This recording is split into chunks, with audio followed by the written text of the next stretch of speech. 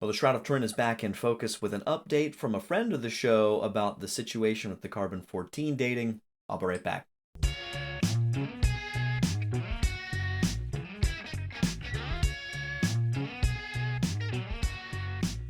Hello there, friends. I'm Mike Creavey, and this is the Gracious Guest Show, and I'm really excited to jump right into this today. This is kind of a very quickly responded to opportunity here that I wasn't expecting, and that is to talk to Guy Powell about some pretty interesting updates here when it comes to the carbon-14 dating with the Shroud of Turin, specifically Nature magazine's 1989 report on that famous 1988 radiocarbon dating.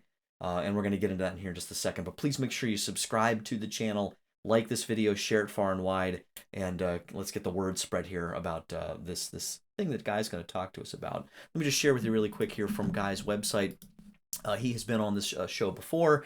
Guy R. Powell is a marketer, part-time historian, Christian, and author of the new historical fiction, The Only Witness, A History of the Shroud of Turin. And Guy is leading this new effort he just emailed me about not too long ago, just a few days ago, about this attempt to try to get Nature magazine to retract their original article, their original report on the 1988 carbon dating. The carbon dating was done in October of 1988, and then you have Nature releasing this particular article just a few months later, in February of 1989. And there are, it seems, some serious issues, some challenges to the results that were raised in that original report that have emerged over the years, last few years in particular. And so Guy's here to talk with us about that. He joined me to share some updates on this project and this effort he's making. So I think you're going to really like this. Let's check it out. All right. Hey, Guy Powell, welcome back to the Gracious Guest Show. Yeah, thank you, Michael. So good to be here. And we've got some interesting news we want to talk about, and so glad we were able to put this Sure. together.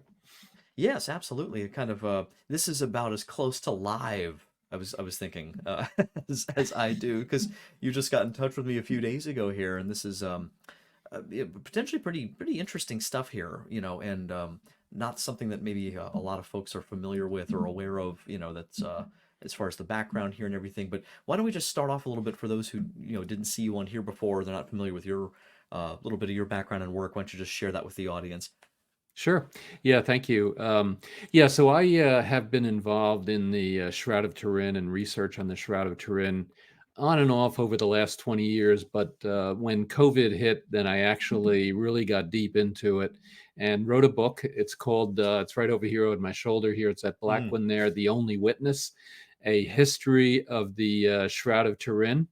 And and it's basically, it traces the potential. It's a fiction, it's a historical fiction, but it traces a possible history of the shroud as it moved from Calvary, on at the crucifixion, to the resurrection in the tomb, and then to where it is here today.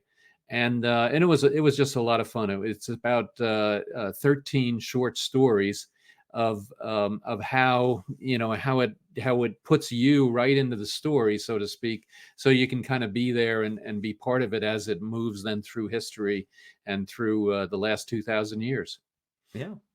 I've enjoyed it. I think getting Thank hopefully some you. good feedback, yeah, for sure. But then in the meantime here too, this is interesting timing, by the way, because at least at the time of this recording, I am hoping to look into, just in the next few months here, a little bit more of a deeper dive on the Freedom of Information Act situation. And that, I know that comes up here today a little bit, but why don't you just tell us a little bit about this petition that you're trying to Yes. get going here, and then what the goal is for this. Absolutely. So as I've gotten into the to understand it more, there's a handful of pretty big historical events, recent as opposed to over the last 2,000 years. So as many of you may know, in 1978 there was a pretty big scientific study of the shroud. And that was called STURP, Shroud of Turin Research Project. And they spent 120 hours straight, 5 days, actually being with the shroud and measuring it and doing all kinds of tests on it. But all of those tests were non destructive. And as a matter of fact, the whole time, everybody that was close to it were not allowed to actually touch it. They had gloves on. One of the tests, though, that they were not able to do was a radiocarbon dating of it. And that was, at least at the time, believed to be kind of the gold standard in coming up with a date of an archaeological relic, in this case, or an archaeological find. And the idea was, if you would do a test, then you would come up with something around the 1st century, because that's when it's believed that the shroud, if it's authentic, would have been created. Sure. So the radiocarbon testing was done. However, in 1988, they got permission for it, and it was taken out of one of the corners of the shroud. And unfortunately, it was a bad corner to take. Nevertheless, that's what they did. They took it, and they came up with a date range of 1260 AD to 1390 AD. And of course, that sent shockwaves through the shroud scientific community, and it really did a lot of damage to shroud research. But more important, and then as a follow-on to that, and for today, very important, is then the announcement was made, and then in 1989, so within a handful of months, in February 16th article of Nature magazine, which was at the time considered the premier scientific publication to get a peer-reviewed study of a peer-reviewed article of your study.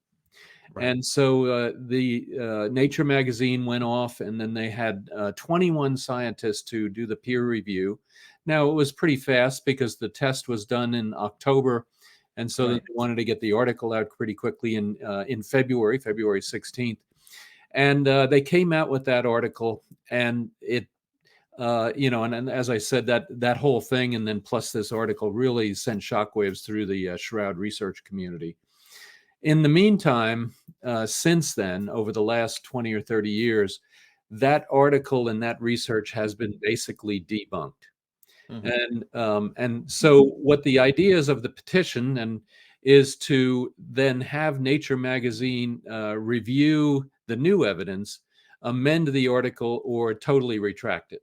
Now, in an ideal world, they should retract it, because there are just so many flaws, and there are potential or alleged fraud that was going on, and potential and alleged errors that were hidden and covered up. So our goal with this petition, which can be found at guypowell.com/petition, is to get as many people as we can to sign that, so that we can then, with that petition, then send a demand letter, or, I mean, not an unfriendly demand letter, a friendly demand letter, to say, please retract or amend that February 16th, 1989 article on the radiocarbon dating of the Shroud of Turin.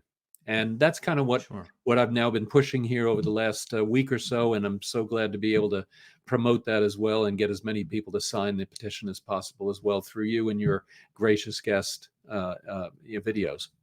Well, I'm sure there'll be a lot of interest for sure. Obviously, just because of the regularity of shroud related material on this channel, and of course that's something near and dear to my heart. And in fact, you mentioned here the Michael Kowalski's book, which I must confess I haven't had the chance to read the whole thing. Reading anything right now is unfortunately takes so much longer than it ever did, just having these little ones around the house. But I do the best I can. But I did have Michael on here last fall. It was I think September 2023. So if folks want to go back, I've linked that full interview below, and I know. You've had Michael, I think, on as well, Yep. and there's a lot of detail that they could get from that. But you want to take us a little bit deeper here, as far as what are we looking at with these potential concerns here? So people may have heard before that there were issues, or they've heard different phrases, flaws, or whatever the case, whatever word they've heard. What is the evidence that we're pointing to here? That have raised these flags, and maybe tell us a little bit about why that's become more obvious and more concerning just in the last few years, especially. Yeah, absolutely. Well, and Michael, and I'm glad you brought him up first. Michael put out a really, really good video. And he is I think he's the president, is the title of the BSTS, the British Society of the Turin Shroud. Hmm. And they put out a newsletter. And in one of the latest newsletters, and you can find that on bstsnewsletter.com/videos.html, you can find this video that I'm talking about. And this video talks specifically about the methodological errors that were in the process as this radiocarbon dating took place. And so in the lead up to the 1988 testing, there was a lot of going back and forth and what have you, a lot of politics. And as a matter of fact, then Joe Marino's book, he wrote a whole book on all of the politics and everything, the 1988 carbon 14 dating. And great book to get all the facts down. And when you read through that, it's just a fascinating, I don't know, maybe I'm just weird, but it was just fascinating to see all the going back and forth and what have you. And but anyway, what Michael put together on his video were about 9 bullet points that were the core underpinnings of the methodology to do the radiocarbon dating. And if you don't mind, let me take a minute or two and I'll go through those. Yeah. So the first thing was, thank you. Yeah, the first thing was that they wanted to have a handful of laboratories to do testing. And the number that they came up with was 7, to have 7 laboratories.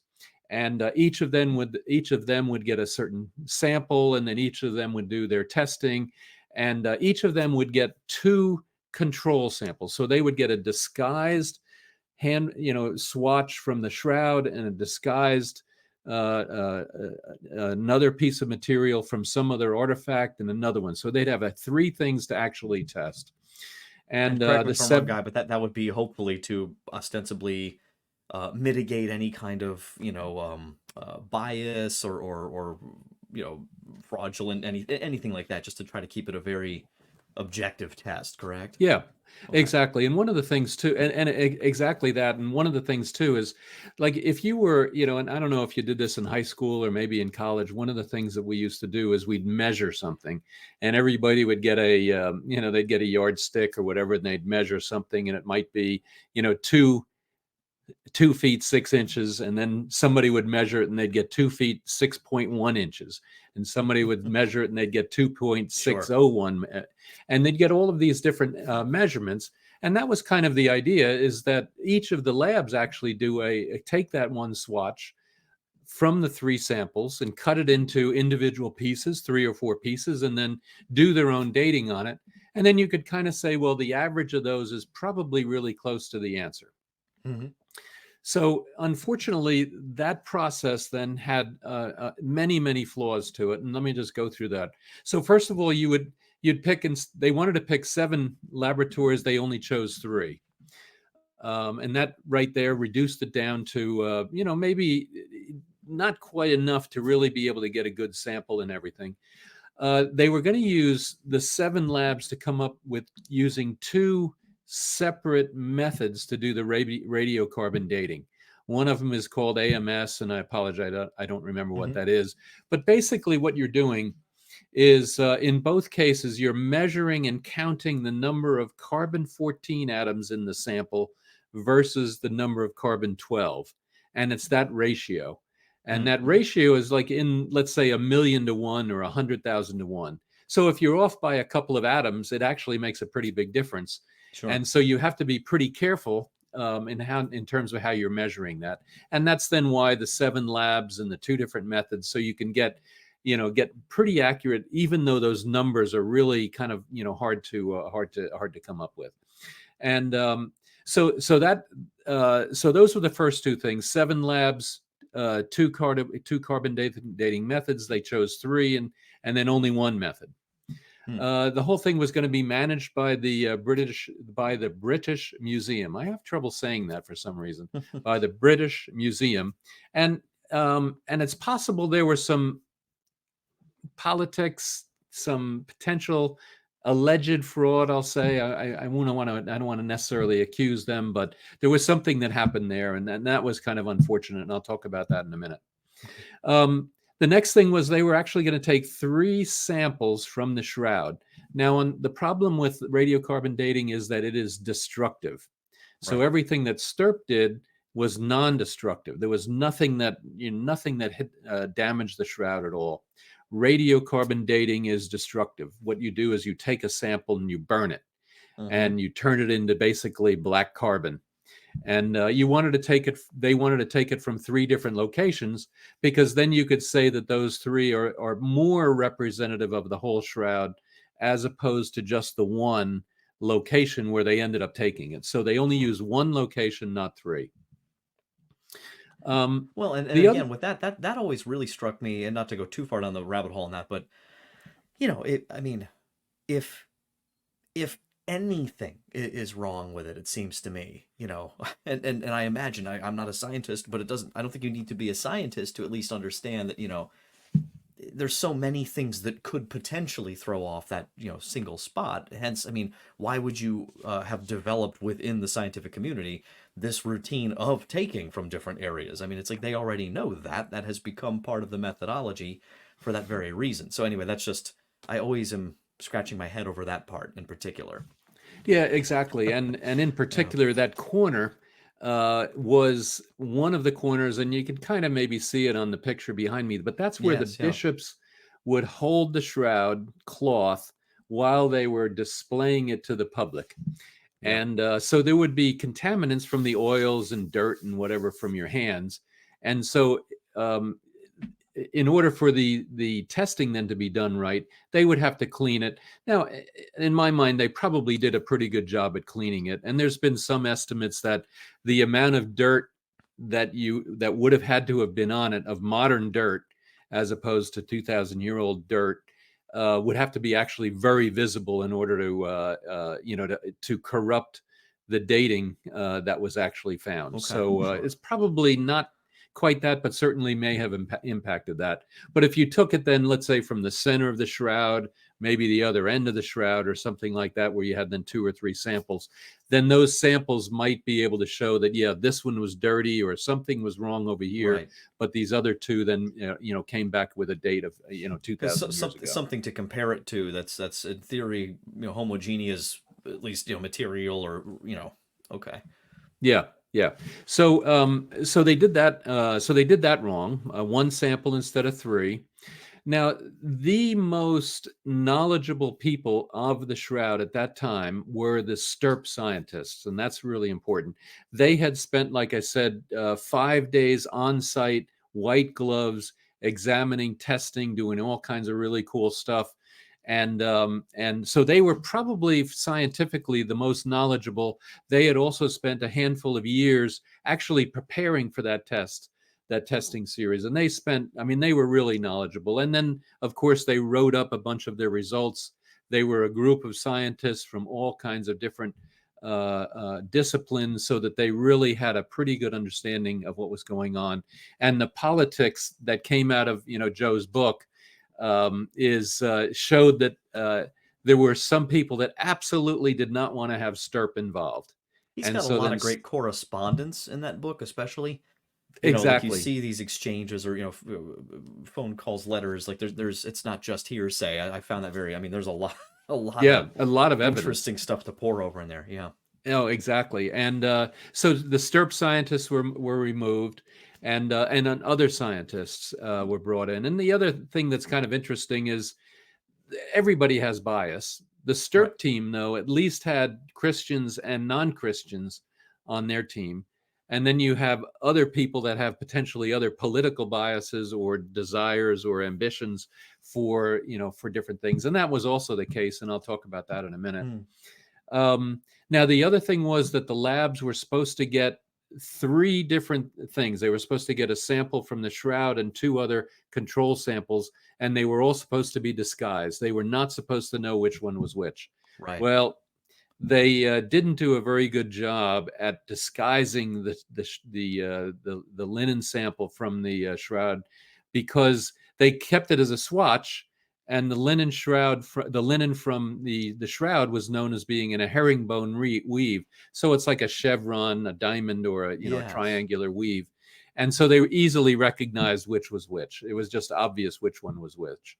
And so unfortunately, they knew what was there. They knew what they had. So the concept of having two controls was reduced down to one, and the controls were identifiable, so they knew what they were getting. Instead of being, the blind testing, you see that with drug testing nowadays. You have the blind testing and things like that. So you remove the bias, and they even do the double blind thing where the person that actually, does the sampling is blind, so to speak, and doesn't know what he's sampling, and then the other person is blind that gets the samples, doesn't know it. So kind of an interesting way, and really one of the best ways to make sure that samples are at least from a bias perspective, hopefully removing that bias. Then no one was supposed to see the results. Only an authorized person was supposed to see the results. And basically all the labs were communicating back and forth what they found. That was not supposed to happen. You're not supposed to say, hey, listen, I got this result over here. What did you get? And then, well, let's see if we're in line. You're not supposed to do that. You're supposed to do the best your job you can and then submit it to an independent authority, which was the British Museum. And then they would then work through that. Right. It's supposed to be basically like a clearinghouse kind of, Yeah. Okay. Yeah. Okay. Yeah. Yeah, exactly. That makes and sense. then lastly, somebody was supposed to do the statistics. They were going to have 3 institutions doing statistics. Now, I don't know about you, but I took statistics in college and I hated it. Yeah, it's not my bag. Not my bag. And even for sports, I'm not. But what's funny is, though, it was the statistics that caused the error. Now, whether it was on purpose or by accident, I hate to say it, I kind of lean towards it having been on purpose. And the big challenge on the statistics was that there's this thing called systematic error. So if you take all of the samples and you line them up 1, 2, 3, 4, 1, 5, 6, 7, 8, 9, 10, 11, 12, and the ages of each of those, if they are done, if there's no bias or any other problems in there, the age of all of those should be like, plus or minus some error, but on average across all of them, the average should be the same. Well, unfortunately, that was totally incorrect. There was this thing called systematic bias, which says on the further you get, the closer you get to the feet, the further you are away from the head and the center of the cloth, the older the age, and then the newer the age you get as you move up to the ankles, the knees, and things like that. And that systematic error now is linear or possibly linear. And if you followed that all the way up to where the head is, the date that they would have come up with for the area around the head would have been some date into the future. And so they hid that. That's bizarre. They and allegedly hid that. How and why they did it, I don't know, but that was hidden. And that's then where the FOIA request came in, the Freedom of Information Act. And so Tristan Casabianca, I think in the early 2000s, 2002, he did a FOIA request and forced the British Museum to release the raw data. And it was it wasn't really released officially until just a few years ago, correct? I mean, because I think it took a while to actually go the whole way through. Yeah, it did. So and I don't remember the dating. I was right. I'm pretty sure the first rounds of it were in the early 2000s, but then there's been a handful of papers that it may have taken a handful of years to actually get it published and stuff like that. And that FOIA request and the resulting release of the data showed that there was this systematic bias in there that they had tried to sweep under the rug. And that, that should have been caught, by the peer reviewers. That should have been then caught by the managers of the peer reviewers for the Nature magazine. So you kind of have to lay some blame on the Nature magazine and that they did not properly kind of vet the process of the reviewers as they went and tried to rush out this article to get it out, from the October testing to the February timeframe when the article came out. Hmm. And so all of those errors are listed and explained really, really well by Michael Kowalski. He did a wonderful job on explaining that, and it's pretty impressive. And so then that's then the kind of the reason for the petition is to go back to the editor-in-chief of Nature magazine now 35, 40 years later and say, listen, you have to retract this article. That article does not only have methodological problems, but it's also clearly has damaged the Shroud research and damaged scientific research. If you're going to research, one of the things as you step back is scientific research that's done for religion is kind of, shoved to the side. If you have a religious aspect to it, then a lot of the magazines don't want to hear about it. Now, but if you can prove that the religion is wrong, which is kind of what the Nature magazine did, they said, oh, well, we'll publish that. So there was kind of a bias on Nature magazine to, in some respects against religion, I think. And certainly today that's the case. And so, for example, there's many other kinds of biases that are out there. So if you were to come up with some research that disproved climate change, not that I'm trying to do that, but if you have something that disproves climate change, you won't get published. So here you go. Seems to be a narrative emphasis. You see like it seems like every Easter season, or very often around Easter or Christmas, somewhere in there will be something. There's some big push for like a new Gnostic gospel or something that's been discovered, and Yep. it seems sometimes like there will be. I'm not specifically putting this on Nature. I'm just saying it seems like the prevailing attitude in the culture certainly seems to be, if it's something that could potentially poke holes in Christianity, let's front page it. But they like you're saying. I mean, I could make a very solid article that basically goes through and explains why specifically the Gospels are tremendously reliable historical documents. They're not going to put that on the front page. No. So I think that's somewhat anecdotal maybe on my part, but I think it's been proven out, I think, time and again. So I'm just saying I wouldn't be surprised if some of that was present, that worldly pressure potentially, present in the with Nature, like it can be with so many other, Yeah, and I've heard anecdotal. Yep, exactly, and I've heard anecdotally that that's the case.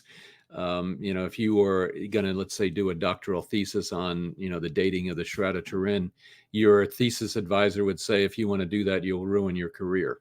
Right. And so, yeah, and it is what it is. And so, but so that's the reason, and that may be one of the reasons why we may get no audience. But at least if we get a petition out there and we get tons of signatures on it, hopefully that will then provide some weight for them to at least amend the article, hopefully retract the article totally. And the good news is, and this is really what spurred this for this moment, was that there were recently 2 articles that Nature magazine just retracted for similar kinds of falsification of data and things like that. And as I was reading it, I said, now is the time. If they retracted those 2 articles, then they need to retract this one for the same reason. And so I'm hoping that we can, I'm leverage assuming that. Is that part of the argument too, to present to them, just like you said earlier, in a maybe friendly but firm kind of like, hey, let's follow the same reasoning. Okay. Yeah, let's follow the same reasoning and rigor, and Sure. and at least get another review in there. And Sure. and one of the things that I've learned as well is one of the things that happens with peer review is like the magazine or the publication, the journal would say, okay, I've got this article. There seems to be 3 or 4 disciplines in it, so I'm going to send a note to various scientists in each of those 3 or 4 disciplines, and then ask them to review it. And you're not getting paid. So the person that might be peer reviewing it will say, well, I'll be glad to do it, but it might take me 6 months. So here now we have Nature magazine in October basically wanting to publish this as soon as possible and ride kind of the wave. And so then they probably said, listen, this is going to be groundbreaking research and groundbreaking analysis. So we need you to speed your review. Normally a review can take 1, 2, or even 3 years to get it fully reviewed. Yeah. And then It's worse than that, they didn't have the raw data. So if they gave it to a right. statistician to review and they didn't have the raw data, what are they reviewing? What are they reviewing? That is, and again, I really want to be clear with everyone, watching and listening to this. I am not, an expert on this by any stretch of the imagination, but my wife is she's a scientist, and I asked her, the one day, just as a person of scientific interest and even some professional sort of consideration here. When I was learning about some of this of the playing that raw data so close to the chest, I just asked her. I said, "Hon," I said, I'm not accusing. Like, I don't know. I'm not accusing anyone of anything. I'm just saying that seems a little strange to me. Like my understanding is, and I was asking her, explaining a little bit. And I said, my understanding is, when you do an experiment and you're not afraid of anything and you trust the scientific method, you would be okay to say, hey, everybody, here, you go do the same experiment and back up what I found. I mean, if you're confident in your findings, that just seems to make sense. I don't, maybe there's a great explanation for it I'm not seeing, but I haven't heard one yet proposed as far as why that would be kept like that. And I don't know, did anything come out officially in that, the what we've discovered with the raw data with the Freedom of Information Act, as far as what any justifications were for holding it back from the public? Yeah, not that I know of.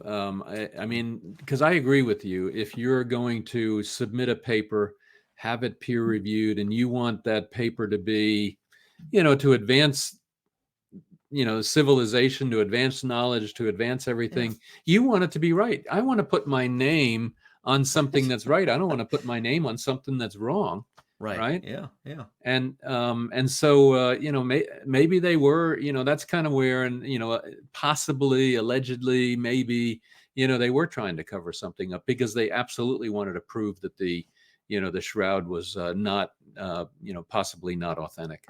Well, and I think,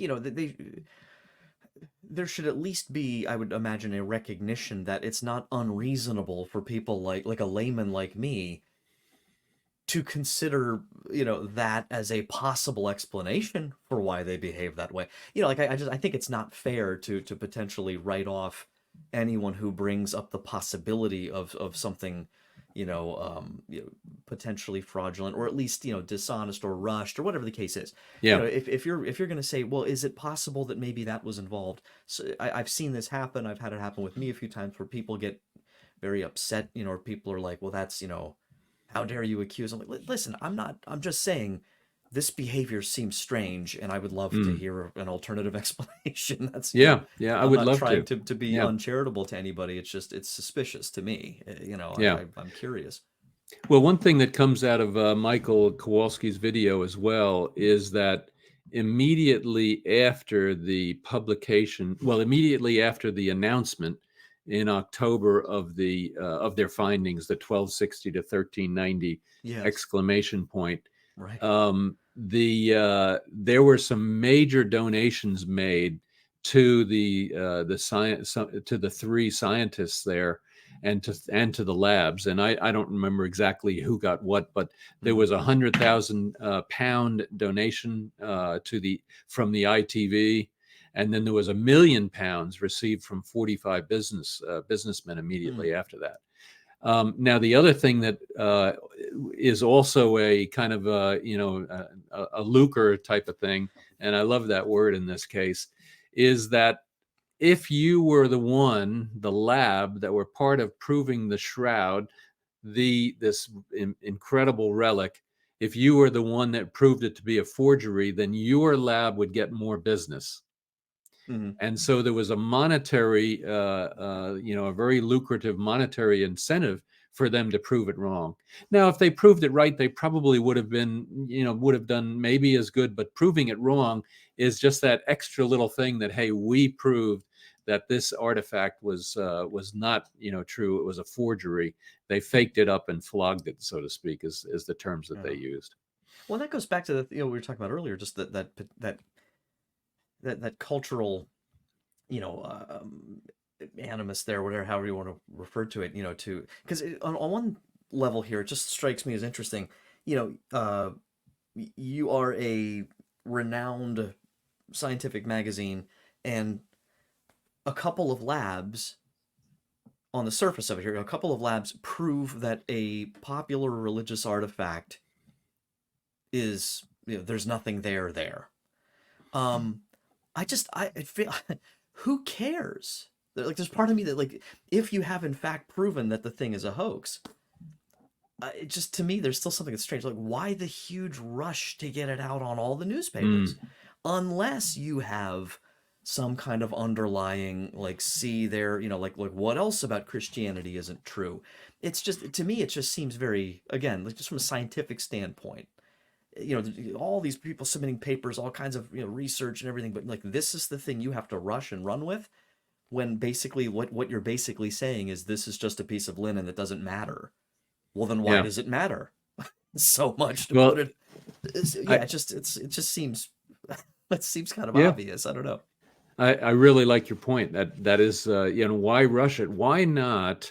To your point, is why not do the exact same rigor on proving it false to make sure Right. that it is absolutely false, and Yeah. then really, get it right, as opposed to trying to rush through and accelerate the whole review process so Yeah. that you can get in the news and into the news cycle. Well, and this isn't maybe the best analogy, but I'm thinking, like, if someone claimed to have, I don't know, like, like, we have Moses's cloak. This was Moses's cloak. This belonged to Moses. Like, wow, it's really awesome, Moses's cloak.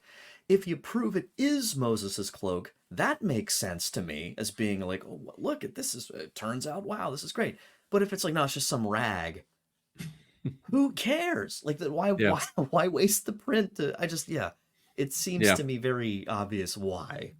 yeah, That's yeah. just my opinion, Yeah, but yeah, that is and I think maybe that was a big piece of it as well, is why they were trying to do it. Is, man, we can stick it to those Christians, and so well, I it mean, is really that's a what a lot of shame. people have done, like, Yeah, with the yeah, yeah, claim that it's fake. I mean, it's yeah, exactly what yeah, people who have used it. Now, I do notice there do seem to be fewer people. I don't know. I mean, at least I've seen fewer people who seem to really lean entirely on the carbon dating as the time goes on, because I think even some skeptics who still, to be fair, who still think it's a hoax.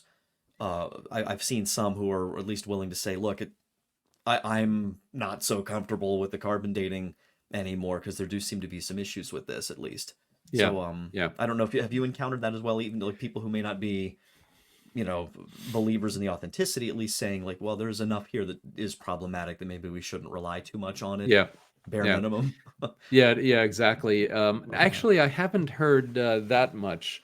There are a couple of non-authenticists that use different arguments, and sure. good for them. And one of the things that I found is, so I'm writing a paper as well on some of the Christian iconography of Jesus, over the last 2,000 years.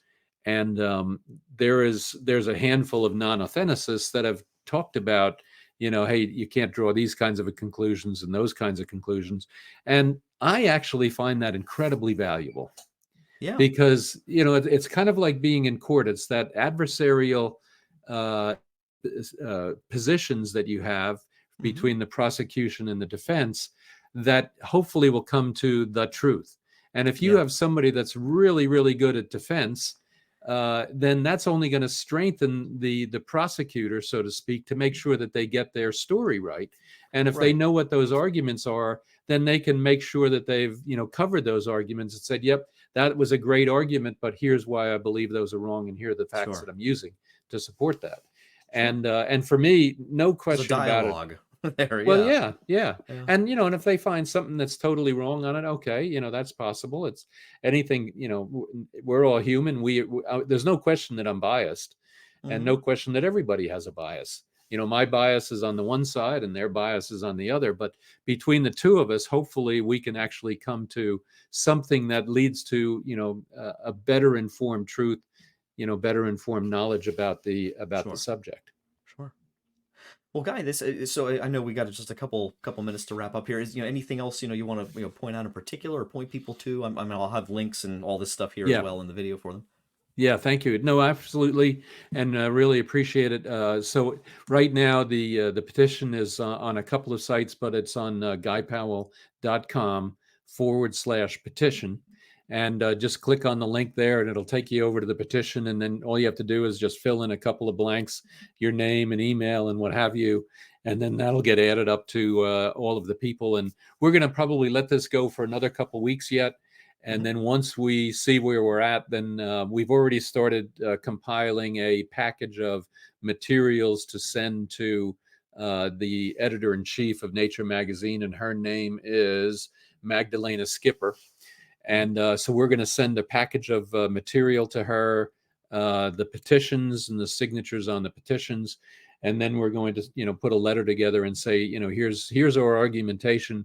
We, requestfully request that, just like you retracted those other two articles, we request that you retract this article and or at a minimum amend that article so that, so that the record can be straightened out here. Wonderful. Well, again, we're recording this, this is all happening in May 2024, so it's a little kind of, current here, but, anyone watching this in the future, we can hopefully have you back on or maybe some updates in the future, see how things go. So fantastic. Yeah. Thank you so much. Would really appreciate it. Michael, it's always great to talk to you and, you too, Guy, and your blessings on moving forward with this. I hope we can, make some progress. Sounds good. Well, thanks so much. All right. Take care. Thank you. Yep.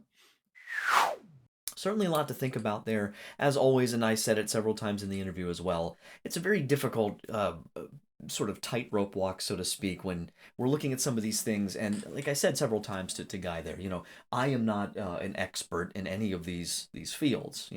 I am someone who is very serious about the potential reality of this being the burial shroud of Jesus and the spiritual implications that has. Okay, so it's not just some trivial thing for me, but also, as I often like to point out, and we talk in comments about this a lot whenever we talk about the shroud, my faith, Guy's faith, all the faith of all believers I've spoken to about this topic who are convinced that the shroud is authentic, does not ultimately rest on whether or not this is Jesus' burial shroud or not. Our faith is in the Lord. Our faith is in the reality that God has done all of these things that he has done and that he offers us salvation.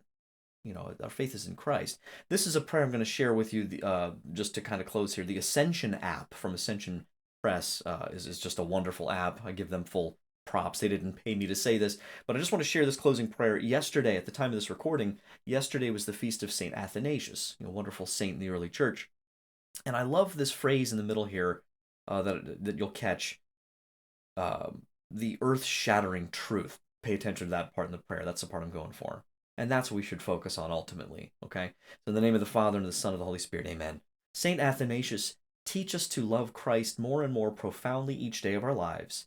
Guide us in proclaiming the earth-shattering truth that God has truly lived and walked among us in the person of Christ.